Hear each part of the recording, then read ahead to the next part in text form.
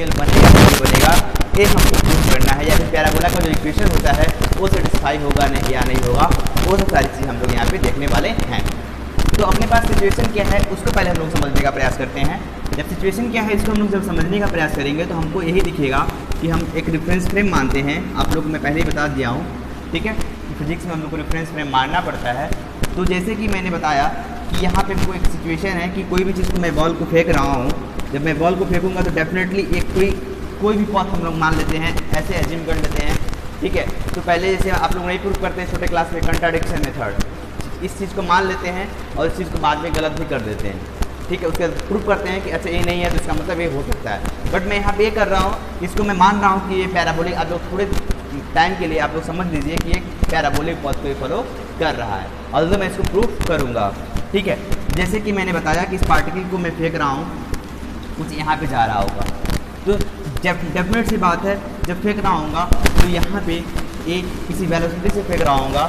तो मैंने बताया कि चलो इसकी वेलोसिटी के डायरेक्शन के लिए मैंने क्या बताया, इस पर टेंजेंट लेते हैं, तो ये हो गया आपका यू वेलोसिटी से मैंने फेंका, और इससे मैंने कुछ एंगल भी बनाया था, थीटा एंगल, मतलब थीटा एंगल से इसको यू वेलोसिटी से मैंने फेंका।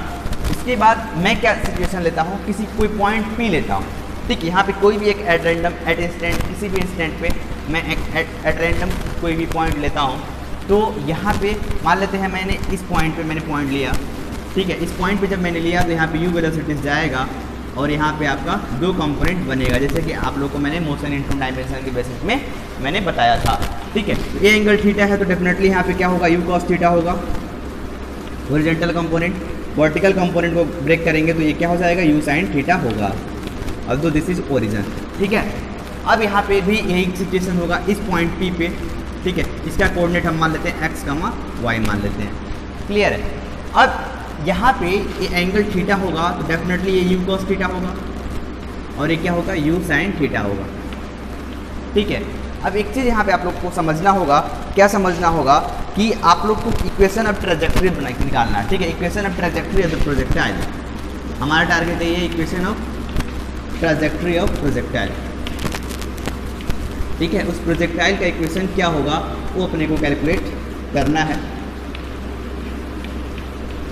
ठीक है। इसके लिए मैंने क्या बोला कि कोई भी पार्टिकल उसको हम लोग फेंक रहे हैं तो डेफिनेट सी बात है एक किसी पॉइंट पी पे हमको लेना पड़ेगा, और इस पी पॉइंट पे मैंने एक्स कंपोनेंट लिया और वाई एक पॉइंट लिया जिसको मैंने नाम दिया एक्स कमा वाई, ठीक है। जब हम लोग ऐसा करेंगे तो हमको यहाँ पे दो चीज़ें देखनी होगी, एक आपका हॉरिजॉन्टल मोशन देखना होगा, दूसरा वर्टिकल मोशन देखना होगा। तो यहाँ पे जो हॉरिजॉन्टल है, एक्स वाला कंपोनेंट आपका हॉरिजॉन्टल है और ये वर्टिकल वाला आपका वाई है।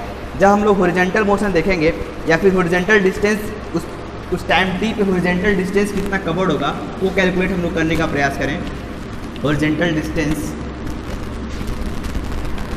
ठीक है, at instant t, at time t, ठीक है। मैंने क्या बताया था आप लोग को कि कभी भी ट्रैजेक्टरी निकालना हो या फिर कोई भी इक्वेशन निकालना है तो उसको हम लोग जो डमी वेरिएबल होता है, मतलब यहाँ पे डमी वेरिएबल के रूप में टी है, ठीक है, इस टी को हम लोग क्या करते हैं, नेगलेक्ट करते हैं, मतलब हटाने का प्रयास करते हैं, या फिर टी के फॉर्म में कोई इक्वेशन बन गया तो उसको टी के बराबर करते हैं, मतलब वहाँ पे टी का टर्म नहीं आना चाहिए, वहाँ पे जो भी वेरिएशन होगा वो एक्स और वाई और थीटा के फॉर्म में होना चाहिए, ठीक है। अब देखो मैं हॉरिजॉन्टल डिस्टेंस निकाल रहा हूँ, इसका मतलब एक्स वाला कंपोनेंट निकाल रहा हूँ। हॉरिजॉन्टल डिस्टेंस के लिए आप लोगों को पता है एक्स होता है, एक्स इज इक्वल टू क्या होगा, हॉरिजॉन्टल डिस्टेंस के लिए आपको हॉरिजॉन्टल वेलोसिटी भी चाहिए होगी, तो हॉरिजॉन्टल वेलोसिटी यहाँ पे क्या होगा, यू कॉस थीटा होगा, तो यू कॉस थीटा मैंने लिख दिया, ठीक, इनटू टाइम टी, ठीक, into time T, velocity into time. भाई अब एक्स कंपोनेंट या फिर हॉरिजॉन्टल डिस्टेंस कितना कवर्ड होगा, आपको वेलोसिटी इनटू टाइम होता है, ये आपको सबको पता है, लेकिन जो वेलोसिटी के लिए वो क्या रखना पड़ेगा, जो आपका हॉरिजॉन्टल वेलोसिटी होगा उसी को, क्योंकि हम लोग हॉरिजॉन्टल डिस्टेंस यहाँ पे कैलकुलेट कर रहे हैं। तो यहाँ पे टी इक्वल टू आपका आ गया x upon you cos theta, clear है ये चीज़। सिमिलरली यदि हम लोग, अब ये तो हॉरिजॉन्टल डिस्टेंस हुआ, दूसरा हम लोग क्या कैलकुलेट करेंगे, आपका वर्टिकल डिस्टेंस करेंगे, ठीक है। तो वर्टिकल डिस्टेंस के लिए आपको वेलोसिटी कौन सी चाहिए, वर्टिकल वेलोसिटी चाहिए। और आप लोग अब लेकिन एक चीज़ और देखो, यहाँ पे जब आपका वर्टिकल मोशन हो रहा है तो वहाँ पे एक चीज़ और आ रही है जो कि क्या आ रही है, एक्सेलरेशन आ रही है, और वहाँ पे जो आ रही है एक्सेलरेशन ड्यू टू ग्रेविटी, यहाँ पे कोई एक्सेलरेशन का टर्म नहीं आ रहा है। ऐसा क्यों, क्योंकि हम लोग हॉरिजॉन्टल डिस्टेंस पे कोई एक्सेलरेशन नहीं है, जो भी एक्सेलरेशन है आपका वर्टिकल मोशन में है। जब वर्टिकल मोशन जब हो रहा होगा तो उस केस में वहाँ पे एक्सेलरेशन ड्यू टू ग्रेविटी क्या हो रहा होगा, -g, क्योंकि मैंने नीचे वाले पार्ट को मैंने क्या माना हुआ है, नेगेटिव माना हुआ, और ऊपर जो भी मोशन हो रहा है उसको पॉजिटिव मैंने मान रखा है। ठीक है, तो इस केस में आपका आप लोग को पता है वर्टिकल के लिए डिस्प्लेसमेंट y है, y is equal to u s equal to u t plus half a t square पढ़ रखे हैं आपको ना। यहाँ पे देखो s is equal to u t plus half a t square पढ़ रखे हैं। तो आप लोग s के लिए मैंने क्या माना है, y माना है, y हो गया। u के लिए क्या हो जाएगा आपका वर्टिकल वेलोसिटी जो होगी वो होगी, तो वर्टिकल वेलोसिटी क्या है, u sin थीटा है, तो u sin थीटा मैंने लिखा, t लिखा, ठीक है, ut, और उसके बाद हाफ प्लस हाफ, एक की जगह पे क्या हो जाएगा, -g हो जाएगा, -g इंटू टी स्क्वायर, दिख रहा है, चलो अच्छे से दिख रहा है, कोई दिक्कत वाली बात नहीं है।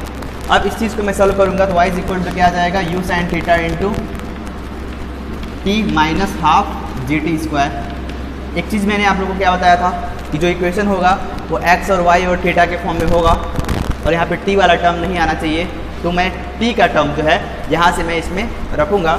जब मैं यहाँ पे रखूँगा तो क्या बनेगा, y is equal to u sin theta, t की जगह पे क्या हो जाएगा बच्चों, x अपन u cos theta minus half g into x square upon u square cos square theta.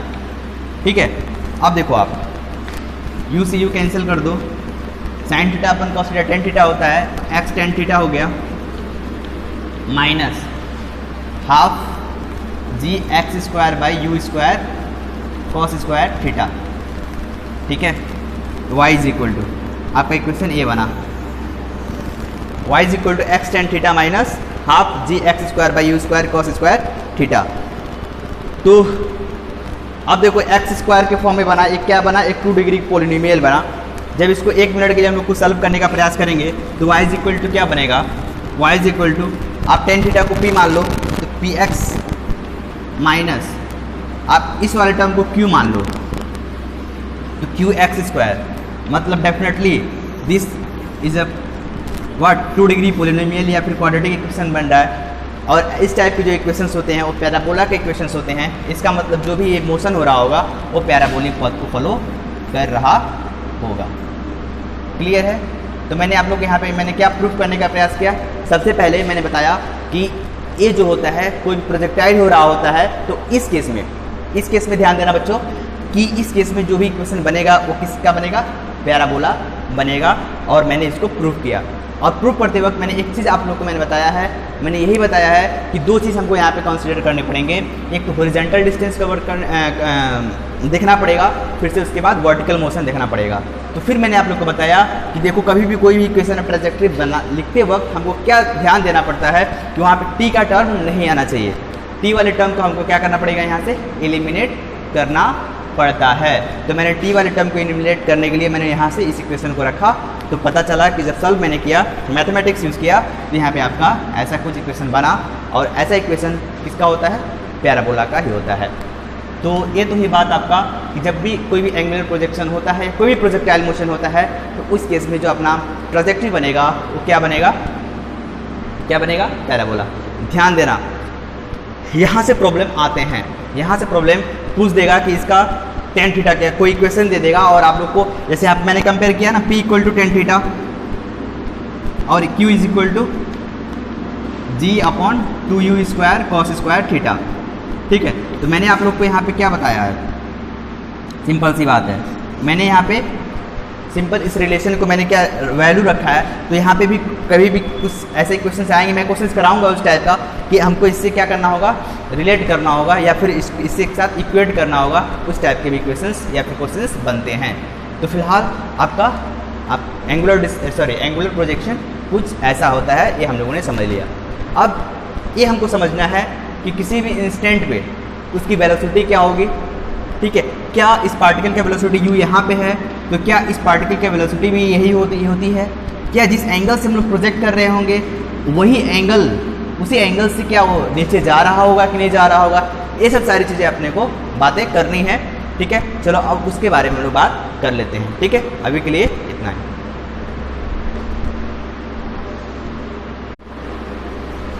चलो बच्चों, अब हम लोग देख लेते हैं velocity of projectile at any instant T, किसी टाइम टी पे उसकी वेलोसिटी क्या होगी इस प्रोजेक्टाइल का।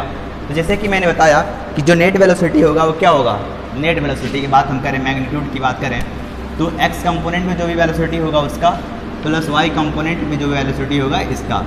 ठीक है, दोनों को हम लोग क्या कर देते हैं, ऐड कर देते हैं। मतलब क्या हुआ कि कुछ ऐसा under root v x square plus v y square. क्यों ऐसा, कि भाई ऐसा इसलिए कि जो प्रोजेक्टाइल देखो इसके बीच एंगल कितना है, 90 डिग्री है, उसके लिए वहाँ पे वी एक्स और वी वाई के बीच के एंगल 90 डिग्री है, तो वो वाला टर्म जीरो हो जाता है। तो यहाँ पे बचता क्या है, v x square plus v y square बचता है। तो अपने को वी एक्स निकालना है, फिर वी वाई निकालना है, तो काम बन जाएगा। तो एक्स कंपोनेंट में मैंने बताया, ठीक है, एक्स कंपोनेंट में जो वेलोसिटी है वो कितना है बच्चों, सिंपल यू कॉस थीटा है, चलो यू कॉस थीटा लिख दिया। ठीक है, वाई कंपोनेंट में क्या है, v equal to u plus a t होता है। u के लिए आपको u साइन थीटा हो गया, initial velocity u sine theta ही है, u sine theta, v equal to u plus a t, लेकिन यहाँ पे g क्या लगेगा, माइनस लगेगा, माइनस जी इंटू टी। ठीक है, क्वेश्चन नंबर 2, किसी भी इंस्टेंट वेलोसिटी का मैग्नीट्यूड निकालना है तो क्या कर देंगे, दोनों को स्क्वायर कर देंगे और ऐड कर देंगे। जब जोड़ेंगे तो 1 मिनट के लिए क्या बनेगा, u cos square theta plus you square sine square theta, ठीक है, plus g square t square. Clear है, उसके बाद minus 2u sine theta into g T.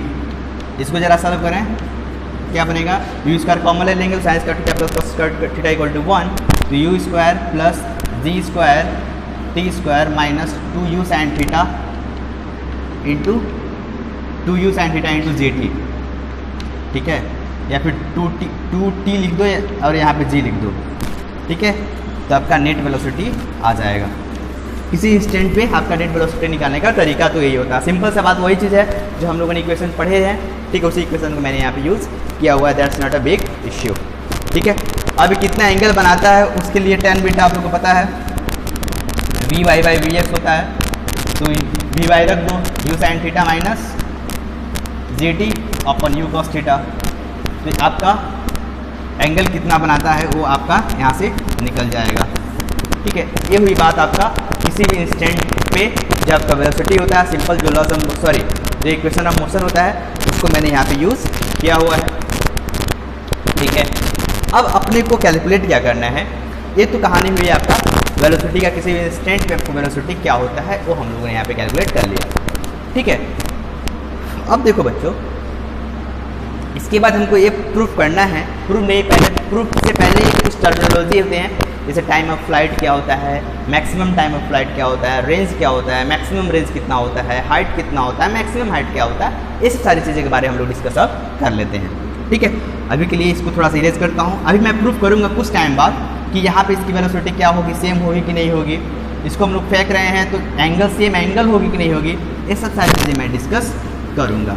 But फिलहाल के लिए कुछ छोटे छोटे टर्मिनोलॉजी होते हैं सिंपल, जैसे इक्वेशन ऑफ मोशन, सॉरी हाँ, इक्वेशन ऑफ मोशन को यूज़ करते हुए मैं यहाँ पे चीज़ों को सॉल्व करूँगा। ठीक है, तो सबसे पहला जो आता है वो क्या आता है बच्चों, कि टाइम ऑफ फ्लाइट क्या हुआ। ठीक है, टाइम ऑफ फ्लाइट क्या होगा, टाइम ऑफ फ्लाइट से पहले इसको यहाँ पे समझें कि यहाँ पे इस चीज़ को मान लो हाइट, मैक्सिमम हाइट। आप लोग को एक कंसेप्ट पता होगा जो मैंने बताया था kinematics, sorry motion in straight line भी मैंने बताया था। कोई भी चीज़ फ्री फॉल के केस में बताया था, इनफैक्ट कोई भी चीज़ को हम लोग फेंक रहे हैं तो ये तब तक जाएगा जब तक उसका वेलोसिटी जीरो, मतलब उसको हम फेंकेंगे ना तो उसका वेलोसिटी घटता जाता है। ठीक है, जब घटेगा तो कब तक घटेगा, जब तक उसकी वेलोसिटी जीरो ना हो जाए। जीरो होने के बाद फिर से वहाँ से आएगा, डाउनफॉल होगा और वहाँ पर उसकी वेलोसिटी क्या होती है, इंक्रीज होती है। ठीक है, ऊपर फेंकते हैं तो यहाँ पे ग्रेविटी के अगेंस्ट फेंकते हैं, इसीलिए उसकी वेलोसिटी क्या होती है, घटती जाती है। वो हम लोग डिस्कस कर रहे हैं। इसका मतलब क्या हुआ, इसका मतलब यही हुआ कि यहाँ पे हम लोग उसको वेलोसिटी को ऐसे, सॉरी इस पार्टिकल को ऐसे फेंकेंगे फेंकेंगे फेंकेंगे तो यहाँ पे वेलोसिटी जीरो हो जाती है। ठीक है, यहाँ पे वेलोसिटी जीरो हो जाती है। जब वेलोसिटी जीरो होगी कब होगी, जब वहाँ पे हाइट क्या होगी, मैक्सिमम होगी, मैक्सिमम हाइट।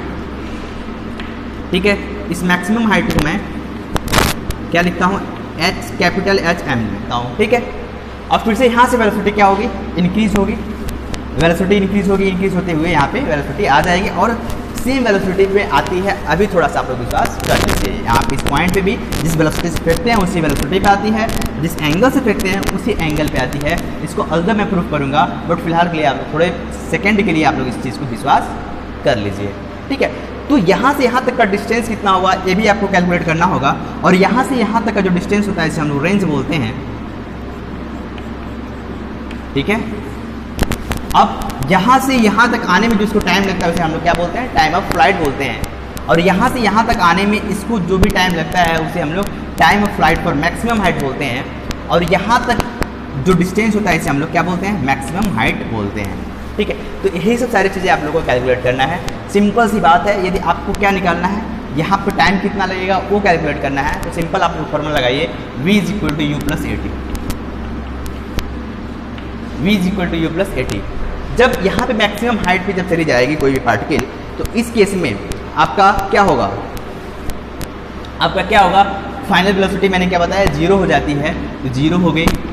u के लिए आपका देखो वेलोसिटी दो कंपोनेंट है, तो यहाँ पे इस ए वाली वेलोसिटी में क्या हो जाएगी 0, लेकिन ए वाली कंपोनेंट तो होगी, तो u sin थीटा हो जाएगा, u sin थीटा। ए है एक्सेलरेशन है, तो यहाँ पे माइनस जी हो जाएगा और यहाँ पे t हो जाएगा, ठीक है। तो t equal to u sine theta, g t is equal to हो जाएगा u साइन थीटा, और t equal to u sine theta upon g हो जाएगा। ये किसके लिए है बच्चों, फॉर मैक्सिमम हाइट के लिए है, ठीक है। टाइम ऑफ मैक्सिमम हाइट, इसको हम लोग क्या बोलते हैं, time of maximum height. Small t m से डिनोट करता हूँ, time of maximum height, maximum height. आप लोग देख रहे हैं, क्या देख रहे हैं कि मैंने क्या किया हुआ है, वेलोसिटी का जो आपका हॉरिजॉन्टल कंपोनेंट है उसको मैंने यहाँ पे 0 कर दिया है, क्योंकि यहाँ पे कोई भी जब यहाँ पे g एक्ट करेगा तो इस कंडीशन में यहाँ पे कोई वेलोसिटी नहीं होगी, तो यहाँ पे जो वेलोसिटी होगी सिर्फ g के अगेंस्ट जो वेलोसिटी होगी वही होगी, इसका मतलब u sin थीटा होगी। तो मैंने वहाँ पे u sin थीटा लिखा हुआ है, ठीक है। तो यहाँ पे मैक्सिमम हाइट के लिए अब ये भी कैलकुलेट करते हैं कि ये मैक्सिमम हाइट की वैल्यू क्या होगी, इसको हम लोग कैलकुलेट करने का प्रयास करते हैं, ठीक है। ये कितने हाइट पे जाएगा उसको हम लोग कैलकुलेट करने का प्रयास करते हैं, ठीक है। या फिर उससे पहले हम लोग टाइम ऑफ फ्लाइट ही कर लेते हैं। देखो यहाँ तक आने में u sin थीटा अपॉन जी है, तो ये तो आधा पार्ट है, तो इसका मतलब आधा portion u sin theta upon g हुआ, तो आधा पोर्सन भी u sin theta upon g होगा। तो प्रूफ हो गया ना, यहाँ पे टोटल टाइम ऑफ फ्लाइट क्या हो जाएगा, 2u sin theta upon g हो जाएगा। बाय द वे इससे भी आप लोग को विश्वास ना हो, ठीक है, तो हम लोग क्या कर सकते हैं कि यहाँ पे तक आने में आपका डिस्टेंस क्या होगा वो कैलकुलेट करते हैं। तो इसके लिए सॉरी टाइम कितना होगा वो कैलकुलेट करते हैं। तो इसके लिए हमको क्या करना पड़ेगा, जो डिस्टेंस है y कंपोनेंट, मतलब जो वर्टिकल डिस्टेंस है, डिस्प्लेसमेंट है, उसको क्या करना पड़ेगा, 0 करना पड़ेगा, ठीक है। इस टाइम ऑफ फ्लाइट में कोई वर्टिकल डिस्प्लेसमेंट तो नहीं है, तो यहाँ पे वर्टिकल डिस्प्लेसमेंट के लिए 0 करना पड़ेगा, s equal to u t plus half a t square. इसका मतलब यहाँ पे इसके बाद क्या लेना पड़ेगा आपको, वर्टिकल वाला कंपोनेंट वाला ही वेलोसिटी लेना पड़ेगा। उसके लिए यहाँ पे क्या लिखना पड़ेगा, u sin थीटा लिखना पड़ेगा, u sin theta into time of flight, ये नहीं पता, माइनस g लगेगा g, ठीक है। S equal you t plus half a t square, half होगा ना यहाँ पे, half g into t f square, ठीक। चला इसको सॉल्व करो तो क्या हो जाएगा, u sin theta into t f is equal to half g t f square. तो टी एफ से टी एफ कैंसिल, तो यहाँ पे आप करोगे t f is equal to क्या आ जाएगा, 2u sin theta upon g आ जाएगा। तो ये आ गया आपका टाइम ऑफ फ्लाइट, ठीक है। और आना भी चाहिए, क्योंकि यहाँ तक आने में u sin थीटा अपॉन जी है, तो फिर से यहाँ पे भी उतना ही होगा, और दोनों को हमको ऐड करना होगा, तो 2u sin थीटा अपॉन जी। वहाँ से भी आप लोग कैलकुलेट कर सकते हैं और यहाँ से भी कैलकुलेट कर सकते हैं। वर्टिकल मोशन को 0 कर दीजिए, वर्टिकल मोशन को यदि 0 करेंगे उस कंडीशन में हमको वेलोसिटी क्या लेना पड़ेगा, वर्टिकल लेना पड़ेगा। तो वर्टिकल वेलोसिटी मैंने ले लिया है u sin theta into t F minus half g t f square. तो इस केस में आपका टाइम ऑफ फ्लाइट कितना होगा, 2u sin theta upon g होगा, ठीक है। अब इसके बाद हम लोग सॉल्व कर लेते हैं रेंज या फिर maximum height of the projectile, ठीक है। ये मैक्सिमम हाइट क्या होगा इसको हम लोग कैलकुलेट कर लेते हैं। मैक्सिमम हाइट के लिए हमको क्या करना पड़ेगा कि यहाँ पे v, यहाँ पे भी क्या करना पड़ेगा, जो वेलोसिटी है उसको क्या करना पड़ेगा, 0 करना पड़ेगा। मतलब जो हॉरिजॉन्टल वेलोसिटी है इसको क्या करना पड़ेगा, 0 करना पड़ेगा, और हमको वर्टिकल वेलोसिटी को लेना पड़ेगा। मतलब इसको मैं रेज करता हूँ, मैक्सिमम हाइट के लिए देखो, मैक्सिमम हाइट के लिए यहाँ पे आते थे वेलोसिटी 0 हो जाएगी ना, तो v square is equal to u square plus two s आप लोग पढ़ रखे हैं, तो वी 0 हो जाएगी, यू क्या हो जाएगी, you sine theta, you square sine square theta हो जाएगी, माइनस 2g, और ये मैक्सिमम हाइट है तो एच एम मैंने लिखा है ये, तो h m is equal to u square sine square theta upon 2g। ये हो गया आपका maximum height, u square sine square theta upon 2g। ठीक है, समझ में आ गया, ये हुआ आपका। उसके बाद हमको रेंज निकालना है, तो रेंज के लिए क्या करना पड़ेगा, अब एक चीज़ और यहीं पे समझ लो, मैक्सिमम हाइट के लिए क्या करोगे आप, मैक्सिमम हाइट के लिए क्या करोगे, ठीक है, इसकी वैल्यू 1 रखोगे, तो इसका मतलब एकदम मैक्सिमम हाइट के लिए यहाँ पे यू स्क्वायर अपॉन 2g हो जाएगा। तो ये तो बात हुई यहाँ पे इस पॉइंट पे, ठीक है। अब ये तो आपका यहाँ पे भी निकाल सकते हो, यहाँ पे भी निकाल सकते हो, थीटा के ऊपर डिपेंड करता है, थीटा आपका क्या रहता है, चेंज होता रह रहा है, ठीक है। अब एक चीज़ और देखो, यहाँ पे रेंज निकालने के लिए यहाँ से यहाँ तक आने में आपका रेंज कितना लगेगा वो कैलकुलेट करना है। मतलब अब यहाँ पे जो कंसिडर करना है वो वर्टिकल मोशन करना है, मतलब वर्टिकल डिस्टेंस को लेना है। इसके लिए क्या करना पड़ेगा, देखो r is equal to s is equal to u t plus half a t square, ठीक है, s is equal to u t plus half a t square. तो यहाँ पे एक्सेलरेशन तो 0 ही है, कोई यहाँ पे वर्टिकल में कोई एक्सेलरेशन है तो इसको 0 कर दो। एस के लिए ये वाला रेंज है, ये रेंज हो गया। u यहाँ से यहाँ तक वेलोसिटी कितनी है, u cos theta, u cos theta time यहाँ से यहाँ तक आने में टोटल टाइम कितना लगेगा, 2u sin थीटा अपॉन जी, 2u sin theta upon g होगा। तो यहाँ पे देखो 2u स्क्वायर क्या होगा, 2u स्क्वायर, ठीक है, 2u square cos theta into sine theta, cos theta into sine theta upon g, ठीक है। अब एक फॉर्मूला आप लोग को पता है, ट्रिग्नोमेट्री में आप लोगों ने पढ़ रखा होगा, वो क्या होता है, 2 sin theta into cos theta sine 2 theta, आप लोग लिख सकते हो u square sine 2 theta upon g. ये हो गया आपका रेंज का formula, r is equal to u square sine 2 theta upon g. Clear है।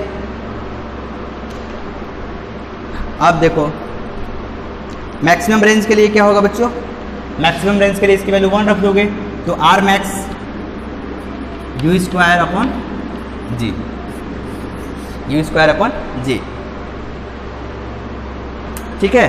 तो ये तो कहानी हुई जो छोटे छोटे टर्मिनोलॉजी होते हैं उसके बारे में, ठीक है। रेंज क्या होता है, कैसे निकालते हैं, वो मैंने आप लोगों को कैलकुलेट कराया है, ठीक है। अब इसके बाद टाइम ऑफ फ्लाइट क्या होता है, उसको कैसे निकालते हैं, वो सब सारी चीज़ें मैंने आप लोग को यहाँ पे बताने का प्रयास किया हुआ है। तो हम लोगों ने इस लेक्चर में क्या क्या सीखा है, सबसे पहले ये सीखा है कि यहाँ पे जो भी इक्वेशन बनेगा वो किसका बनेगा, ट्रैजेक्टरी किसका बनेगा, तो मैंने बताया पैराबोला बनेगा, ठीक है। दूसरा मैंने आप लोग को क्या बताया है, रेंज क्या होगा, यहाँ से यहाँ तक आने में इसका डिस्टेंस कितना ट्रेवल करना पड़ेगा वो मैंने बताया है, यहाँ से यहाँ तक आने में इसको टाइम कितना लगेगा वो मैंने बताया है। उसके बाद एक और कॉन्सेप्ट छोटा सा मैंने बताया कि यहाँ से यहाँ तक जाने में, ठीक, उसका हाइट कितना, मैक्सिमम हाइट कितना होगा वो मैंने आप लोग कैलकुलेट करने का प्रयास किया है। उसके बाद मैंने बताया है कि यहाँ पे वेलोसिटी 0 हो जाती है, ठीक है। उसके बाद फिर से यहाँ पे वेलोसिटी इंक्रीज होती है, ठीक है। ये सब सारी चीज़ें आप लोग के समक्ष मैंने डिस्कस किया हुआ है, ठीक है। तो मैं समझता हूँ आज के लिए इतना है। Thanks for today and all the best for tomorrow, enjoy your life.